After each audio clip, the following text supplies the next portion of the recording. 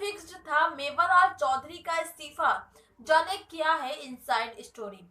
बिहार की नई नवेली नीतीश सरकार में शिक्षा मंत्री पद की शपथ लेने वाले मेवालाल चौधरी के इस्तीफे ने प्रदेश के सियासी गलियारे में हड़कंप मचा दिया है। विपक्ष इसे अपनी जीत मान रही है, वहीं सत्ता पक्ष अपनी नैतिक मूल्यों की नजीर।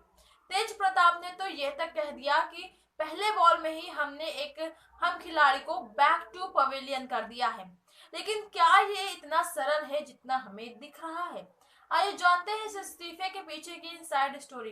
नमस्कार दोस्तों, मैं हूं गौसिया बानो और आप इस वक्त देख रहे हैं द साइलेंस मीडिया। दरअसल जब से मेवालाल चौधरी ने इस्तीफा दिया है तब से लोगों के मन में ये सवाल है कि क्या ये पहले से फिक्स्ड था। सवाल उठना लाजमी भी है क्योंकि मेवालाल ने 19 नवंबर को 1 बजे अपना पदभार ग्रहण किया और उसी दिन 3 बजे इस्तीफा भी दे दिया। जाहिर सी बात है कि कितना भी बड़ा विवाद हो जाए, 2 घंटे में इतना बड़ा फैसला पर पहुंचना संभव नहीं है। मेवालाल के इस्तीफे को लेकर तरह तरह के कयास लगाए जा रहे हैं। बिहार से देखने पर ऐसा लगता है कि विपक्ष यानी कि आरजेडी की आक्रामकता की वजह से इन्हें इस्तीफा के लिए मजबूर होना पड़ा। हालांकि इसे ही सच्चाई मान लेना भी समझदारी नहीं होगी, क्योंकि सच तो ये है कि नीतीश कुमार की कैबिनेट में सिर्फ मेवालाल चौधरी के खिलाफ ही आपराधिक मामले दर्ज नहीं है, बल्कि बिहार की नई सरकार के आधे से ज्यादा मंत्रियों के खिलाफ आपराधिक मामले दर्ज हैं। ऐसे में इस बात की संभावना बहुत ज्यादा है कि आरजेडी के पाले में जानबूझकर गेंद डाला गया हो। राजनीतिज्ञों के एक धड़े का मानना है कि भाजपा ने सबसे पहले नीतीश के ऊपर ये दबाव बनाया कि सभी नए चेहरों को मौका दिया जाए। नतीजतन अशोक चौधरी के अलावा सारे नए चेहरों को ही शपथ दिलाया गया है। इसके बाद जैसे ही मेवालाल चौधरी ने शपथ लिया तब शीर्ष नेतृत्व के इशारों पर धड़ाधड़ बीजेपी समर्थक मीडिया घरानों ने इस मौके को लपक लिया और नीतीश कुमार को मजबूर कर दिया कि वो अपने मंत्री से इस्तीफा मांग ले। ये रणनीति नीतीश को कमजोर करने के मकसद से बनाई गई ताकि धीरे धीरे बीजेपी नीतीश सरकार को हाईजैक कर ले। भाजपा के इशारों पर चलने वाली मेन स्ट्रीम गोदी मीडिया ने भी मेवालाल को अपने मीडिया ट्रायल का शिकार बनाया, वो भी तब जब उन पर कोई भी चार्जशीट नहीं थी।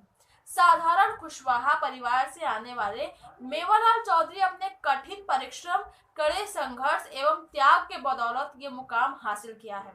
प्रोफेसर से कुलपति बनने तक कृषि अनुसंधान के क्षेत्र में इनका बहुत बड़ा योगदान है। भागलपुर स्थित सबौर कृषि कॉलेज को प्रोफेसर मेवालाल ने प्रयास से ही माननीय नीतीश जी की सरकार ने विश्वविद्यालय का दर्जा दिया है। कृषि के क्षेत्र में प्रोफेसर मेवालाल का अनेक देन है, जैसे बिहार एग्रीकल्चर का रोड मैप जिसको बाद में भारत सरकार ने स्वीकारा, राष्ट्रीय बैम्बू मिशन, छोटे किसानों के पैदावार में मात्रा के विकास के साथ पोषण तथा गुणवत्ता को विकसित करने का तकनीक, हॉर्टिकल्चर कमीशन इत्यादि। वर्तमान में तेजस्वी तथा आरजेडी का रिश्ता बीजेपी मोदी से कितना मधुर है, ये हाल फिलहाल के विधानसभा चुनाव में जगजाहिर हो गया है। उन्होंने अपनी हर चुनावी सभा में सिर्फ नीतीश कुमार की आलोचना की और बीजेपी तथा मोदी का नाम लेने से परहेज किया। बीजेपी नेता तथा स्वास्थ्य मंत्री मंगल पांडे सहित 5 मंत्रियों पर भी संगीन आपराधिक आरोप है, पर तेजस्वी यादव को बीजेपी नेताओं पर का आपराधिक रिकॉर्ड दिखाई नहीं दे रहा है। तेजस्वी यादव ने भ्रष्टाचार में डूबे बीजेपी नेताओं का इस्तीफा का मांग नहीं किया है। इससे साफ जाहिर हो रहा है कि बीजेपी तथा आरजेडी के बीच कहीं गुपचुप खिचड़ी पक रही है। बीजेपी के इस खेल में जाने अनजाने में आरजेडी नेता जगदानंद सिंह और शिवानंद तिवारी शामिल हो गए हैं और उन्होंने बखूबी बीजेपी का साथ भी दिया। प्रोफेसर मेवालाल चौधरी ने आरक्षण के तहत जब सहायक प्रोफेसर और जूनियर वैज्ञानिक के पदों पर नियुक्ति करवाया तो वे बीजेपी के आग के किरकिरी बन गए। प्रोफेसर मेवालाल चौधरी गरीब तथा पिछड़े वर्ग के उत्थान के लिए प्रयासरत रहते हैं, इसलिए गोदी एवं स्वर्ण मीडिया खिलाफ करती है। हालांकि एक धड़ा ऐसा भी है जिसका मानना है कि यह रणनीति भाजपा की ही नहीं बल्कि नीतीश की थी। चुनाव नतीजों के बाद से ही नीतीश कुमार पर यह आरोप लग रहे थे कि उन्होंने काउंटिंग में हेरफेर किया है, जिससे उनके पाक साफ वाली छवि बुरी तरह से प्रभावित हुई है। इसके अलावा नीतीश को भी इस बात की जानकारी थी मेवालाल के खिलाफ इस तरह के आरोप हैं। ऐसे में जानकारों का मानना है कि नीतीश ने पहले ही ये तय कर लिया था कि मेवालाल को मंत्री बनाया जाए और विवाद होने पर इस्तीफा देकर एक नजीर पेश की जाए, एक ऐसा नजीर जो बिहार में कभी देखा नहीं गया हो। जी हाँ, पद ग्रहण के तुरंत बाद इस्तीफा नैतिक मूल्यों का हवाला देते हुए इसी रणनीति के तहत अब जेडीयू विपक्ष पर हमला कर रही है कि उनके नेता पर भी केस है, लेकिन क्या उनमें इतनी साहस है कि जांच पूरी होने तक पद का त्याग कर दें?